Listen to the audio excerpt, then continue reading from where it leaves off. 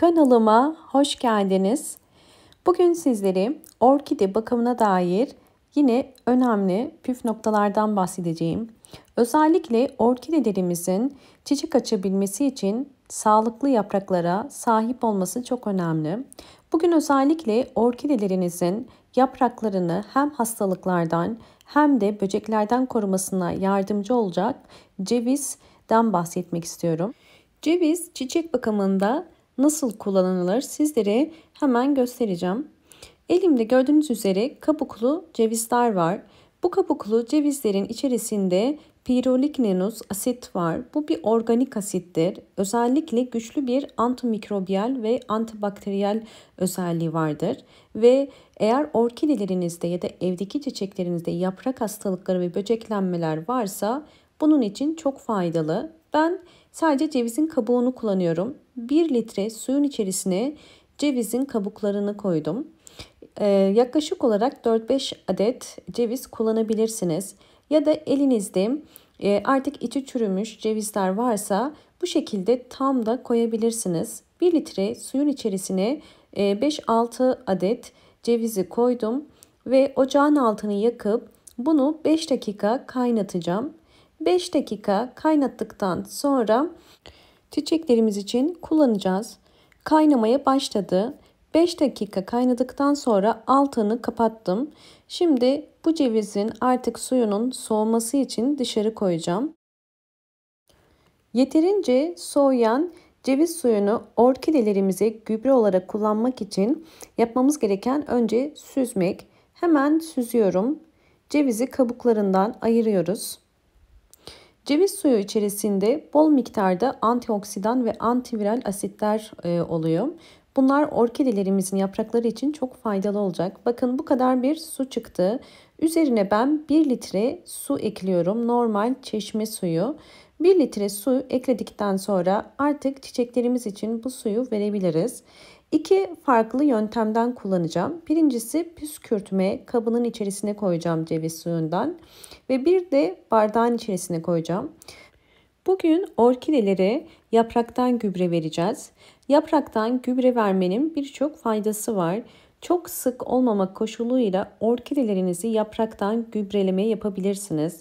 Özellikle ceviz kabuğu gibi kullanacağınız maddelerde orkideleriniz eğer hasta ise hastalık durumunda da vermenizin çok faydası olacak. Evet, şimdi orkidemin yapraklarını nasıl kullanabiliriz hemen göstereceğim. Bunun için bir pamuğa ihtiyacım var.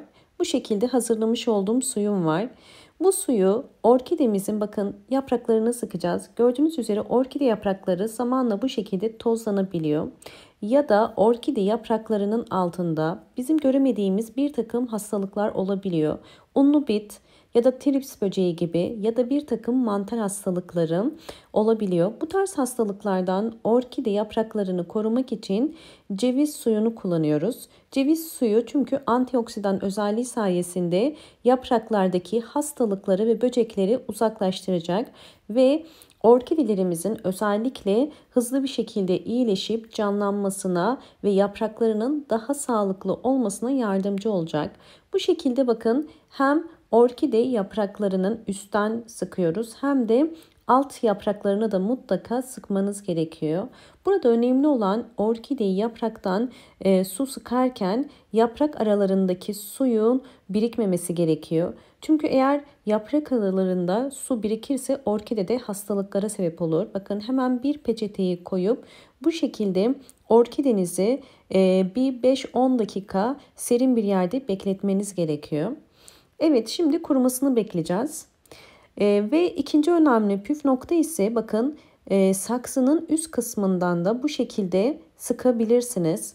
Bu yapraktan uygulamayı ayda bir kere yapmanızda bir mahsur yoktur. Ayda bir kere hem saksı üstünden hem de yapraklarınıza direkt ceviz suyunu sıkabilirsiniz. Bakın gördüğünüz üzere biriken suyu aldık ve yapraklarını bu şekilde siliyorum. Özellikle şunu belirtmek istiyorum. Benim gibi evde çiçek besliyorsanız kesinlikle yaprakları su sıktığınız zaman yaprak aralarında su kalmaması gerekiyor. Fakat 4 mevsim yaz olan bir ülkedeyseniz Bu tarz ülkelerde genelde orkideleri zaten dışarıda bakıyorlar ve direkt üstten de sulama yapılabiliyor. Bunu karıştırmamak gerekir. Dışarıda bulunan bir orkidedeki biriken su hızlı bir şekilde buharlaşır ve orkideye zarar vermez. Fakat benim gibi evde besliyorsanız kesinlikle orkidelerinize sulu bırakmayın. Bakın yaprakları gördüğünüz üzere çok canlı ve şu anda daha da sağlıklı görünüyor. Hemen diğer orkidemin yapraklarını aynı şekilde temizleyeceğim.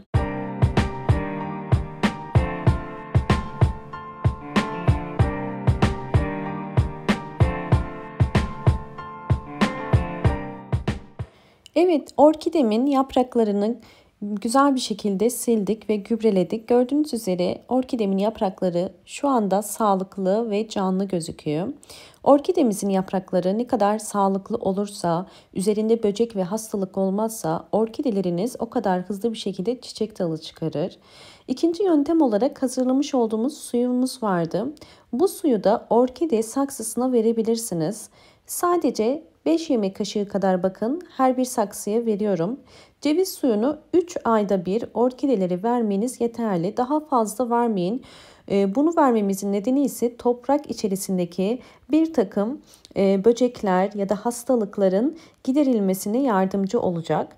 Özellikle toprağın organik maddesini arttırıyor ve böylelikle saksıda yetiştirilen çiçeklerin daha fazla hızlı büyümesine, sağlıklı kökler çıkarmasına ve orkidelerin ve diğer çiçeklerin çoğalmasına yardımcı oluyor.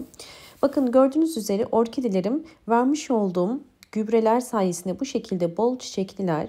Diğer önemli bir püf nokta orkidenizin bu şekilde bol çiçekli olabilmesi için mutlaka bol ışık alması gerekiyor. Özellikle kış aylarında sabah güneşi ya da ikindi güneşini eğer alırsa orkidelerinizin daha hızlı ve daha fazla çiçek açar. Orkidelerinizin çiçek sayısının, tomurcuk sayısının artmasını istiyorsanız mutlaka bol ışık ve güneş alması gerekiyor. Ve benim yaptığım gibi eğer sağlıklı olmasına, yapraklarının sağlıklı olmasına, köklerinin sağlıklı olmasına yardımcı olmak için evde yetiştirilen orkidelerinize mutlaka gübreler vermeniz gerekiyor. Düzenli aralıklarla vitamin alan bir orkide sağlıklı kökleri ve sağlıklı yapraklara sahip olacağı için bol bol yeni çiçek dalları çıkarır. Zaten orkidenizin sağlıklı olduğunu anlamak istiyorsanız yapraklarına bakmanız gerekiyor. Yaprakları bu şekilde canlı ve hızlı bir şekilde büyüyorsa bu sağlıklı olduğunu gösterir. Tabii benim orkidelerim birkaç yıllık orkide. Bu yüzden yaprak sayısı daha fazla. Umarım bu anlattığım bütün püf noktalar sizler için faydalı olmuştur. Videomu eğer buraya kadar izlediyseniz ve beğendiyseniz hemen beğen tuşuna basıp kanalıma da abone değilseniz eğer bana destek olmak için abone olabilirsiniz.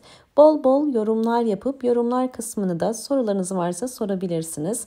Hoşça kalın, sağlıkla kalın.